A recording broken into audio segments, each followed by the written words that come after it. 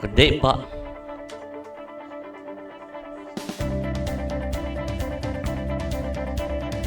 Agosto. Walang pasok! Walang... Yusip pa naman ako 4 o'clock. Wala palang pasok.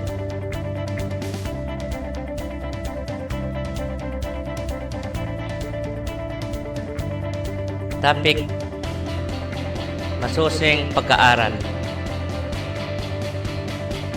Masusing pag-aaral. Ano ibig sabihin na? Meron kasi akong nakita eh. Tapos, pumunta yung word na masusing pag-aaral daw. So, halos laging topic po natin is patungkol sa pagmamahal sa kapwa. Yun yung pagmamahal sa Diyos. Pagdating naman sa pag-aaral ng tinatawag nilang salita ng Diyos, maraming usapin, di ba ba? Ngayon, kung titignan natin maigi, madami na pagkaintinding pinasok o nilagay ng mga tao pagdating sa tinatawag nilang salita ng Diyos. Ang nakita ko, maituturing pa po ba na ang tawag dyan ay salita ng Diyos? Gayong ang nakikita ko ay salita ninyo.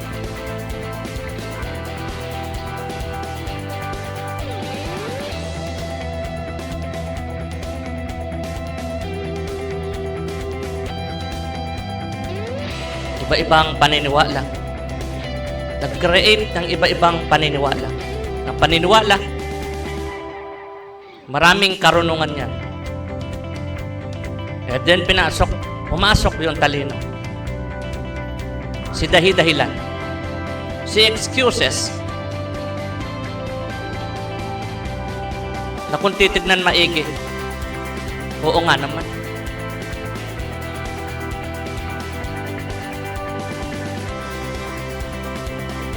I-clear po natin. Meron ka nakita. Let's say for example, meron silang balita daw, nagda-drugs siya.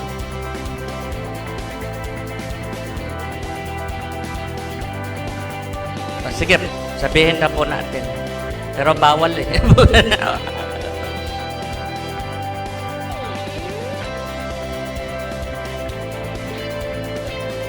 Merong isang balita.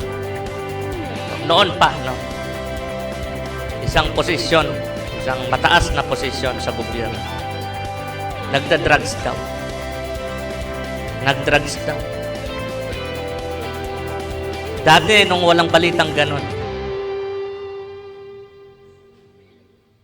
wala ang pagkaintinding may pagkakaiba. Kumbaga, ibig sabihin may pagkakaiba. May pagkakaiba nung wala ka pang alam na ganun versus meron ka ng alam na ganun.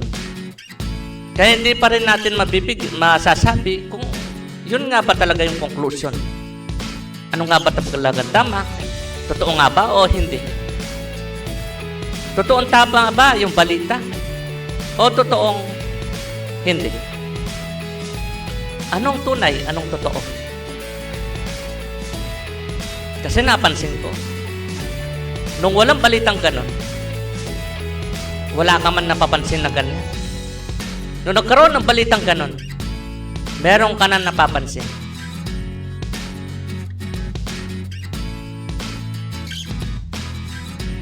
Biglang-bigla, bawat kilos niya, kulang na lang bawat kilos niya, nilalagay nila yung pagkaintinding, oo nga no.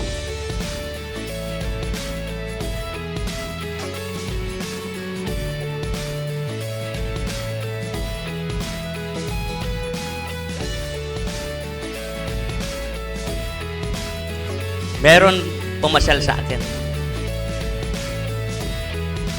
Isang totoong masasabi kong matalik na kaibigan kahit na hindi ganun karaming oras na nagsasama kami nun.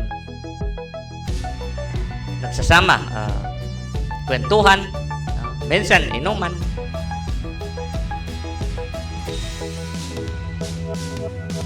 Nagsisiran ng kaalaman.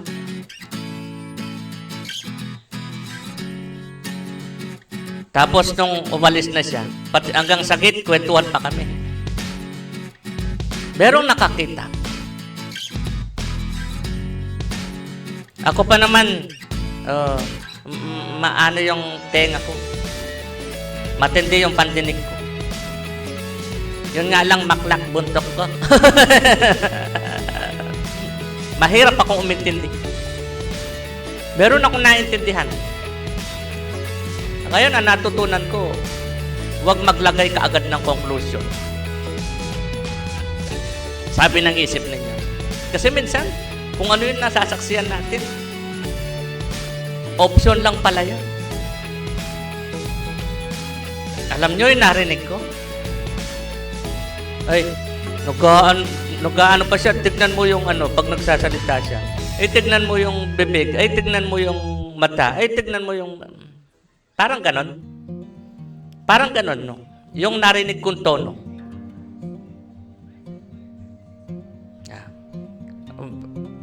Nag-umurong akong konti para di ako makita. Habang nagkukwentuhan kami ng kaibigan ko. Bakit umurong ako? Para sana wag silang maglagay ng conclusion na maituturing lang na option. Kamakailan lang sa video ko, sabi ko nga, kung gusto nyo, minuto pa drug test nyo ako.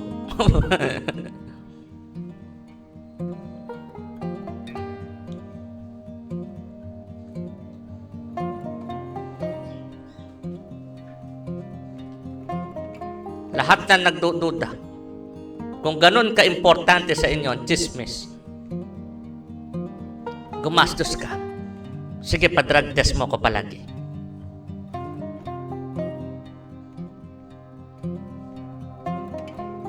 Meron kasi ako narinig nun eh. Naramdaman kong possible yung option na narinig ko. Possible ganun na. Naglalagay ng conclusion. Kaagad na maituturing lang na option. Parang ganito yan. Paniniwala. Sabi ko nga po sa inyo, kadalasan, dadalhin ka ng paniniwala mo sa kamangmangan, sa kasinungalingan, pagpapangga, pagkukunwari. Na tama ka palagi.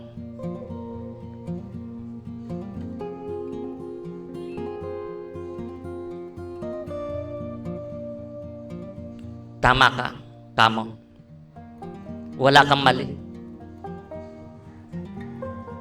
In the first place, hindi akong pagkakamali ka mo. Hindi lang yun. Wala akong pagkakamali ka mo. May tinatanggap daw niya, may ini-ignore. And then, laging merong dahilan. Di ba matalino ka?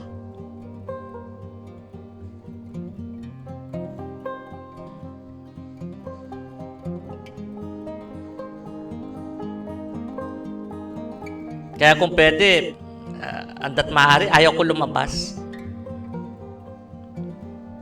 Kaya lang, no choice lang ako minsan, lalo na kapag ang anak ko gusto ko tingnan sa labas habang papasok siya. Mga anak ko. Kasi ayoko yung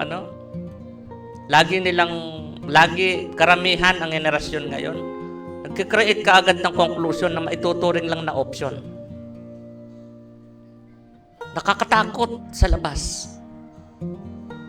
Okay lang sana kung tama sila. Sa kanilang linalagay na conclusion. Hindi nila tinuturing kasing option eh. Okay lang sana kung ituring nilang option ang bawat nasasaksihan nila. Anong klaseng pag-iisip yun? Kung meron kang conclusion agad. Ang ibig sabihin ng pag-iisip, tinitignan mo mga option. Hindi yung may conclusion kaagad. Yung tunay na pag-iisip. Meron ka nga po ba nun?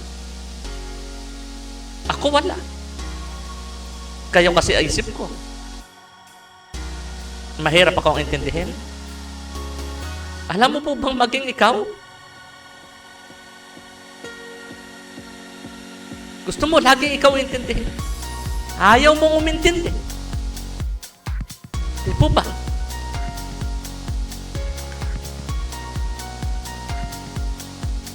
Kung isasama mo sa judgment ang sarili mo, na tao rin na may pagkakamali din. Kung tanggap mo yan, kung tanggap mo ang pagkatao mo, alalahanin mo ang mga ginawa mo.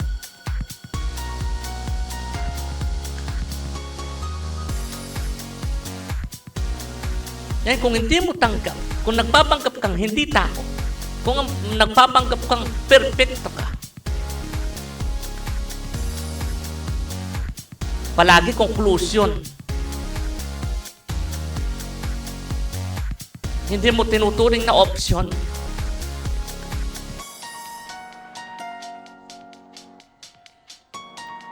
Ang option po, dyan papasok ang isip po ninyo. Kaya lang ang nakikita ko po, nagbabasa kayo ng script. Pumili kayo ng script. Number 1. Pagkatapos nun, nagbabasa na lang kayo ng script. Pag ganyan yan, ganyan yan. Tinuturing nyo pang conclusion.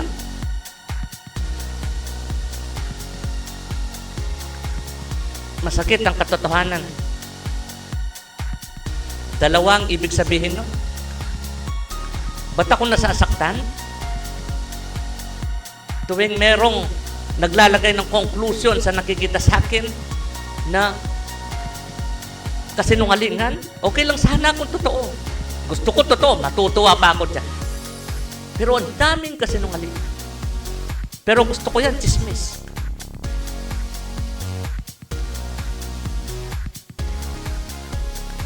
Malaking tulong ang chismis.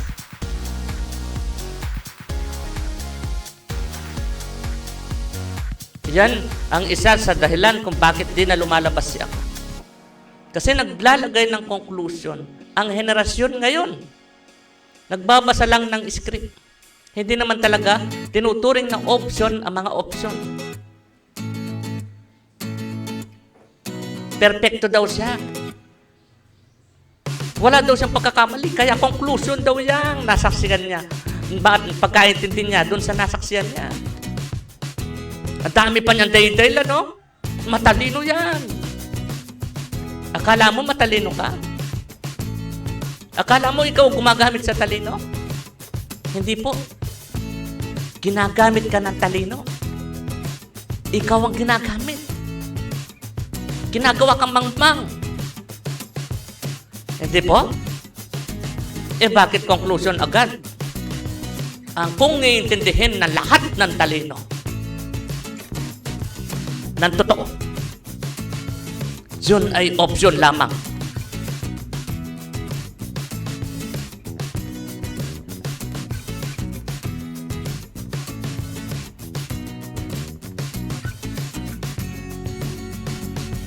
Isa pa sa masakit.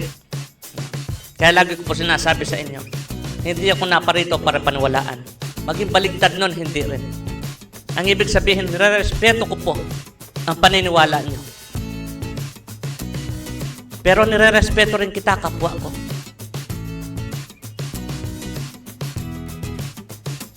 Gusto mo, kapwa ko, malaman mo, malinawan ka. Kasi binulag ka ng sinasabi mong katotohanan. Gusto mong idilat mata mo.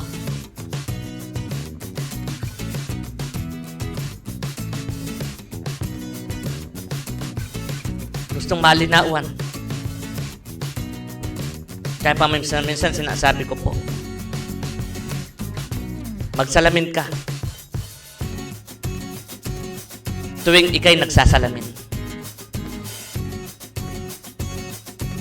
Kasi malabo na po yung mata mo. Kinakausap ko ang pisikal na mata. kinakausap ko rin ang utak mo.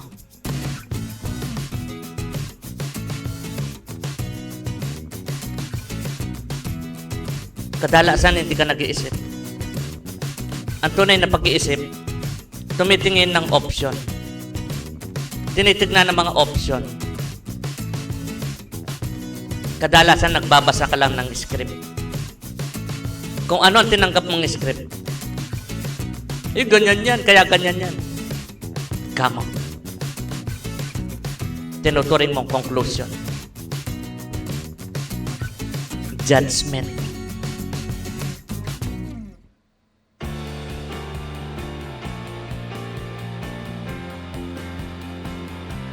Ano ba ang tinuturing mong conclusion? Ang relihiyon mo. Hindi ka mo. Ikaw po may desisyon. Kung patuloy ka magpapanggap.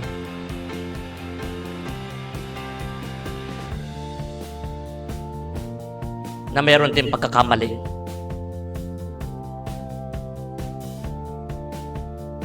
Baligtad data, pre. Kung patuloy ka magpapanggap na perfecto. At sinasabi mo pagkakamali mo, ignore yan. Ay, maraming dahilan dyan. Sabi ng talino mo.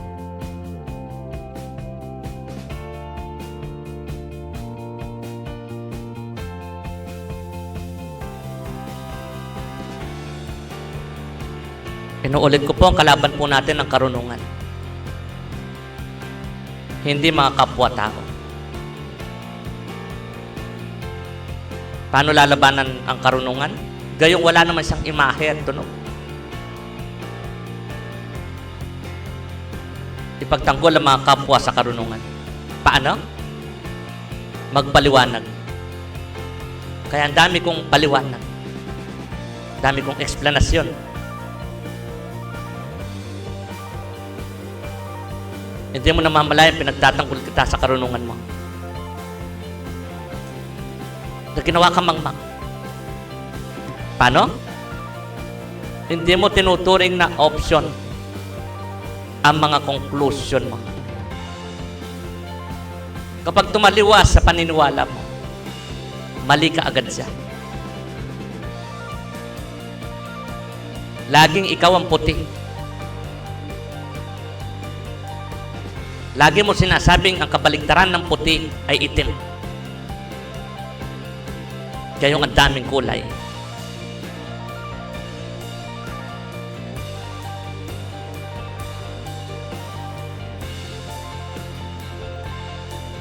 Hinarap ko sa iyo isang bola.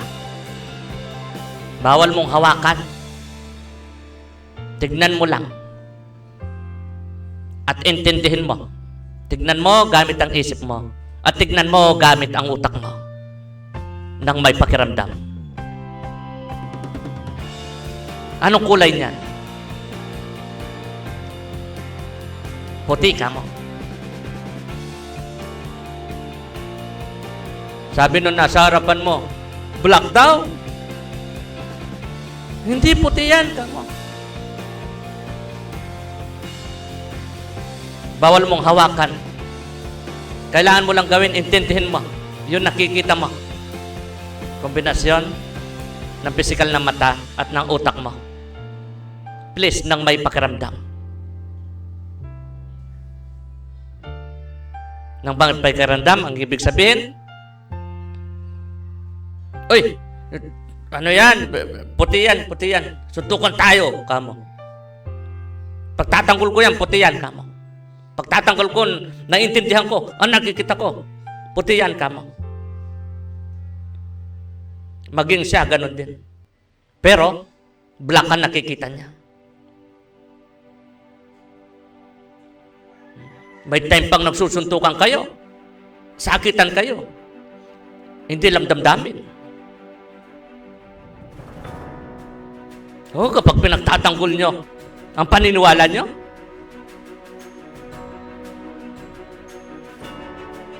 pinubulag kayo ng pagkaintindi nyo.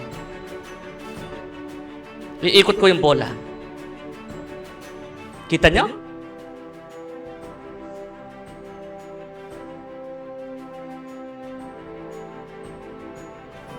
Nakita niyo ang katotohanan.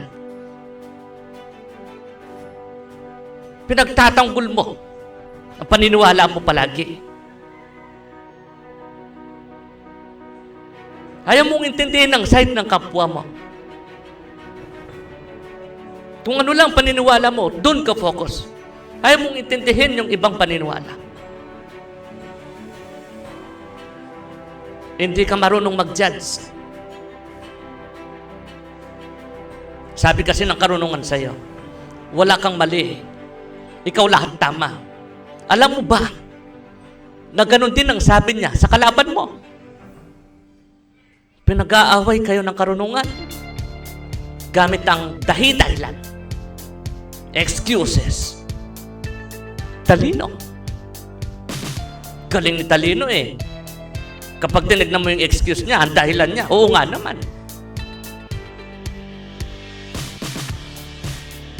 Pinag-aaway kayo ng karunungan. At tumindi pa si karunungan. Nag-evolve siya. Naging talino.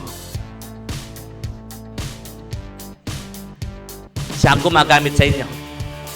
Hindi kayo ang gumagamit sa kanya. Dahil kung kayo ang gumagamit sa kanya, palaging may pagmamahal yan. Ang tunay na pagmamahal, present at future. Para tunay nga ang pagmamahal ang magiging past. Ikaw na magulang, lalo na kung kayo namamalo, o puro ka sermon, puro ka reklamo sa anak mo, ginagawa mong matanda ang anak mo.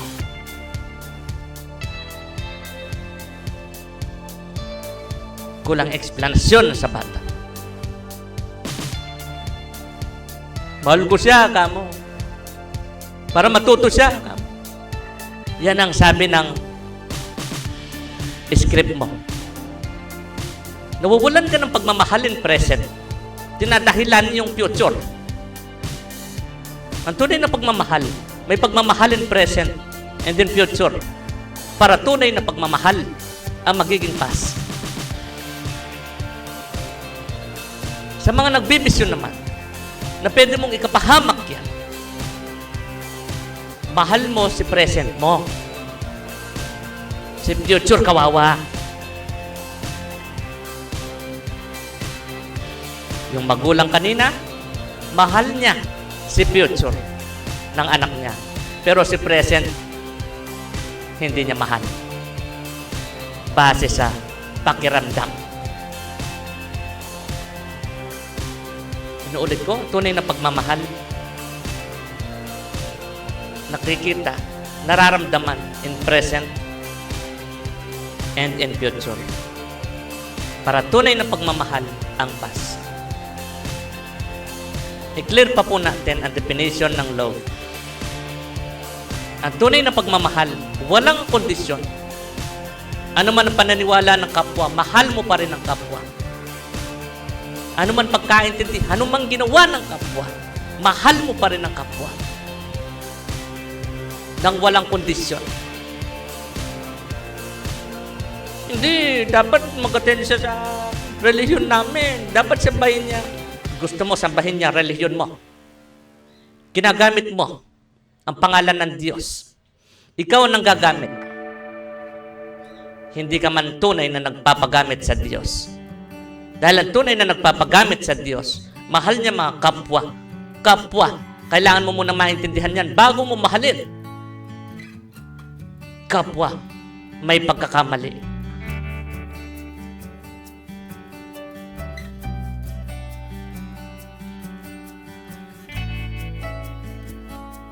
Kung paano mo tanggapin ang mga kapwa mo. Alam mo bang ganun mo tinatanggap ang sarili mo? Hindi ka ng karunungan mo.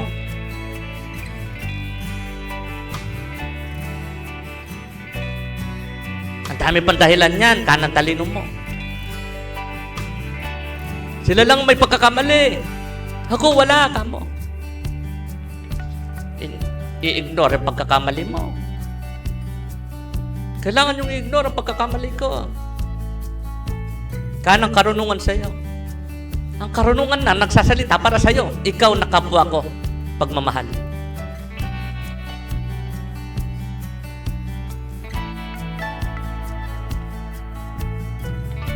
Ang tunay na pagmamahal sa kapwa, walang kondisyon. Ano man ang kanyang pagkaintindi, ano man ang kanyang ginawa, mahal mo pa rin siya.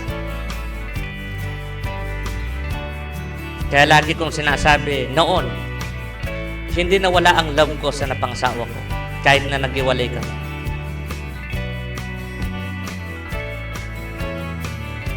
Mahal ko mga kapwa ko. Kapwa ko rin ang napangsawa ko. Hindi lang sex ang love.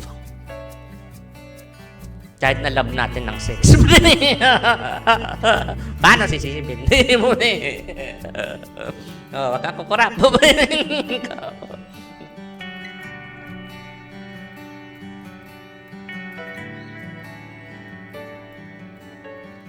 Opo.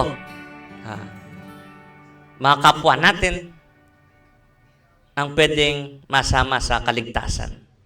Ibig sabihin ng kaligtasan, na sinasabi ko, yun yung walang hanggan. Kapwa natin. Ikaw, tanggap mo po ba mga kapwa natin? Wala naman bakla at tomboy na nilalang ang Diyos. Kanang karamihan. Wala po tayong kasarian doon sa langit. Hindi na natin kailangan mag-multiply. Kaya lahat tayo nagkatawang tao. Karoon ng pagsubok. Pero hindi tayo galing doon. Ang ibig sabihin na naganap na, nasasalita. Yan yung tinatawag nilang Back to the Future. Pero di ba Back to the Future, dapat galing ka na doon.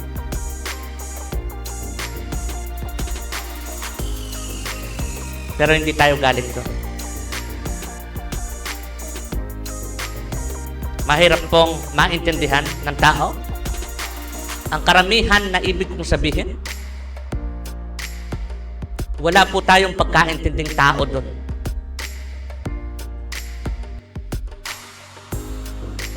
Kaya kailangan pag-aralan ng lengguwahe. Pupunta ka sa isang grupo. Koreano lang sila. Hindi sila nakakaintindi ng lengguwahe mo. Ngayon gusto mo, maintindihan ka nila. Anong gagawin mo? Di ba pag-aaralan mo ang kanilang lengguwahe? And then, salita mo sa kanila kung anong ibig mo sabihin. Gusto mo maintindihan kanila eh.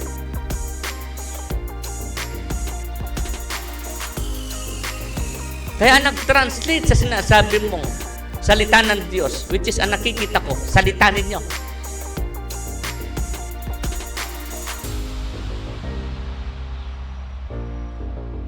Ginagamit ang pangalan ng Diyos para sa kanyang paniniwala. Gusto mo maintindihan mo lalo po na ikaw ang gumagamit sa pangalan ng Diyos at hindi ka man tunay na nagpapagamit sa Diyos.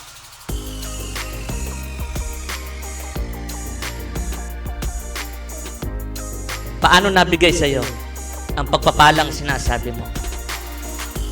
Huwag mo nang isalin pangalan ng Diyos. Hindi mo kasi kayang dalhin ang pangalan ng Diyos. Kaya mo? Okay po. Kung sa pagkaintindi mo, kaya mo nga. Sana all.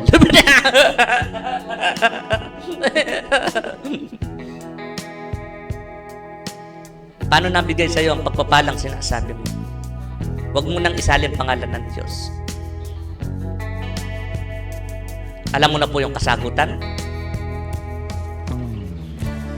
O sige, ngayon, isalin pangalan ng Diyos. Nakita mo po? Para kang nalalayo sa kapwa mo. Sa pagmamahal sa kapwa. Sa pasasalamat sa mga kapwa. Parang dumaan lang sila. Pero ang pag-emphasize mo sa Diyos mo.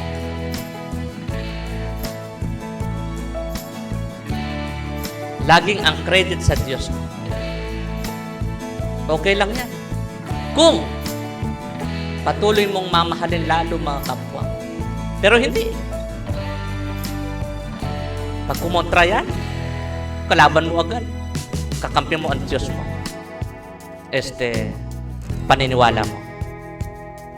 Ang nag-create sa Diyos mong sinasabi.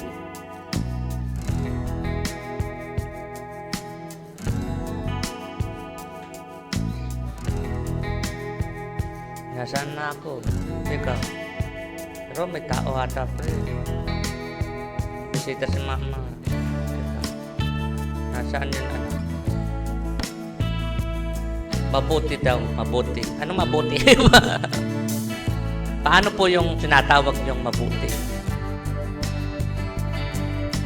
Alam niyo, ang dami natin nakikitang quotes. Tignan mo po maigi. Kung yung iba dinadala ka sa pagkasuklam sa kapwa. Siyempre, pag binasa mo yan, pagpapunta yung positive, lagi sa'yo. Negative, sa iba. Di po ba? Ay, intindihan mo pa maigi ang mga binabasa mong quotes. Baka tinuturuan ka na, nakamuyan ng kapwa at hindi tanggapin ang kanilang pagkakamali.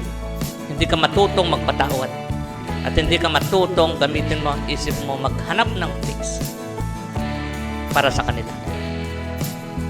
Lagi mong sinasabing fix ay puppet mo sila.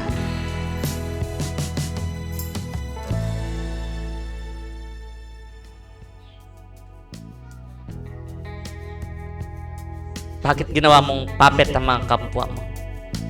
Bakit patuloy mong gustong gawing puppet ang mga kapwa mo? Teka, meron pa akong nabasa dito pre, topic ito.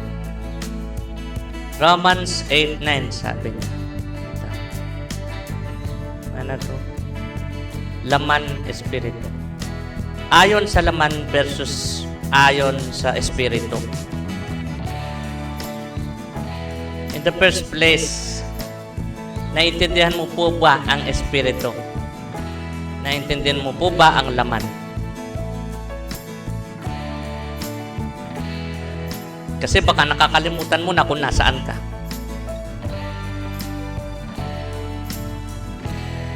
Baka hirap mo nang tanggapin kung paano ka ginawa. Baka binabastos mo na ang libog.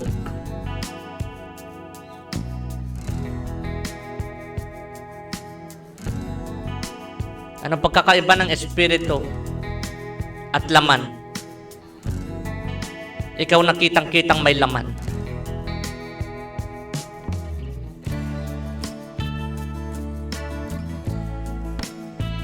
Paano lalabas ang espiritu mo sa laman mo? Kung ang espiritu mo ay hindi mo masyadong kilala. Kung ang laging kumokontrol ay ang laman mo. Ang laman mo ay may utak. Ang utak, dyan, nagmumula, nag-create yung word na isip ng tao.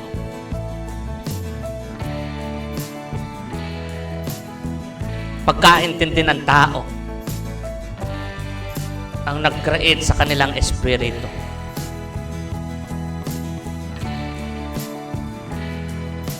So, ang nagkokontrol ang laman sa espiritu. Nag-create ng pagkaintindi. Ganyan yan. Di po ba laging conclusion?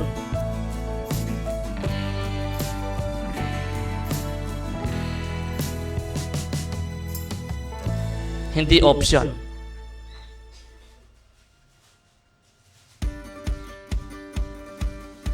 ang paniniwala mo. Naglalagay ka pa ng maraming pagkaintindi para magpatibay doon sa pinapaniwalaan mo na talagang pasok yan. Sing kagaling, sing katalino para mag-away.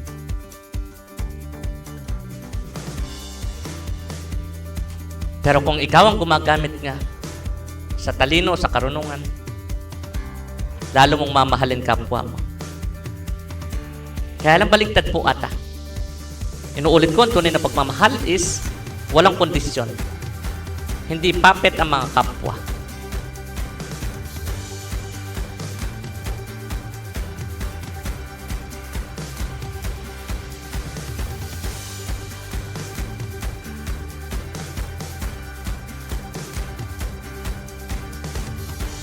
Espiritu, hindi mo nakikita yan.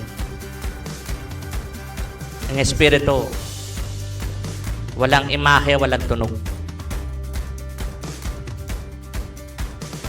Hindi pa kasi mabubuo ang langit hanggat meron pang mga tao. Ang espiritu, wala rin pagkaintinding sarap at hirap.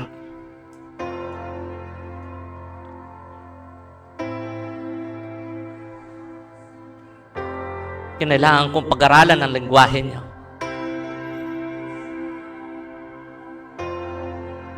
Para maisalita ng si ako kung ano talaga ang ibig ko sabihin.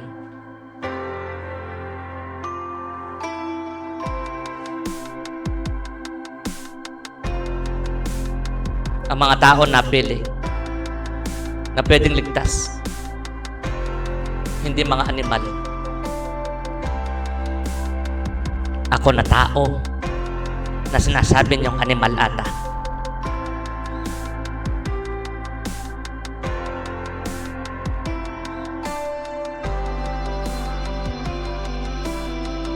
Sunugin ko mga sinasabi niyong yan.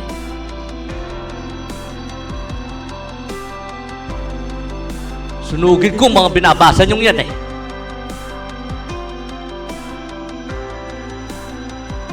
Dahil dyan nag-aaway-away kayo.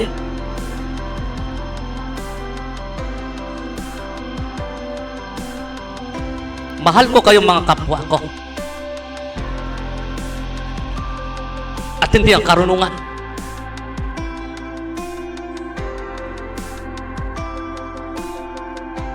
Tapos pipiliin ko na, sunugin ko ang mga dahilan kung bakit kayo nag-aaway.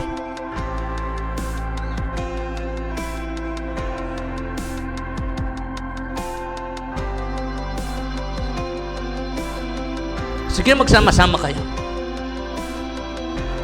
Pagsama-samahin yung talino niyo.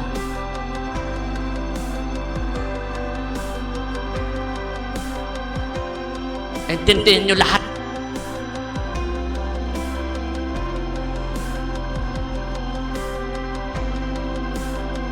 At tunay na pag-intindi sa kapwa. Ano ang kanyang naintindihan? Hindi kung ano ang naintindihan mo. Pagkasabi yan sa mga nag-translate sa binabasa niyo.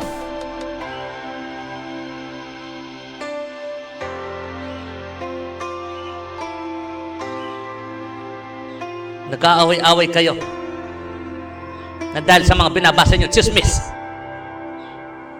Kala ko po ba ayaw niyo chismis?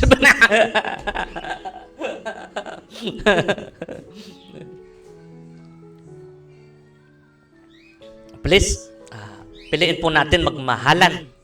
No? Tayo ang humawak sa karunungan, please.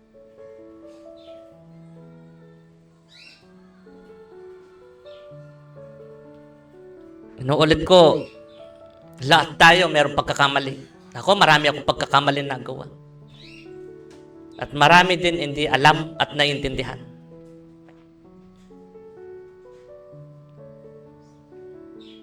Ikaw, tanggap mo po ba? Gusto mo, meron po akong ikukwento sa iyo. doon sa sinasabi ko sa iyo na kung ano, ang pag-intindi sa kapwa kung ano ang naintindihan niya, hindi kung ano ang naintindihan mo. Ang dami mga nakakwentuhan ko, bata, matanda, kaedad ko. Halos kinukwento ang kanilang buhay. Ang mga nangyari sa kanila.